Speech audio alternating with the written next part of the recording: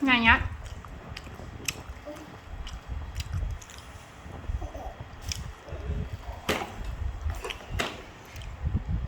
Chụp bạn này con à. Bài lột mà ăn mới chết.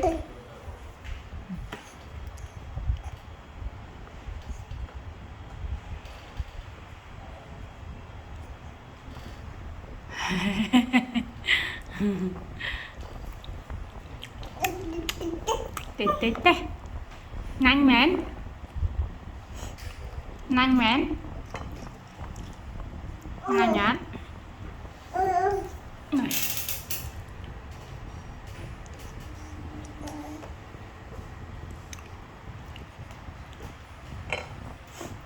Bà chào ai.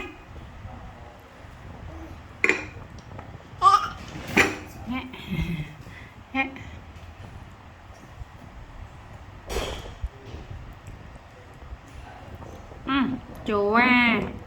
Ai đấy chồng? Ai đây?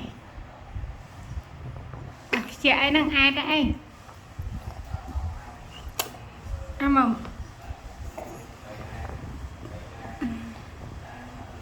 Này, giờ bố mẹ bố cha là chẳng? Đây nào. Đây nương thế nè.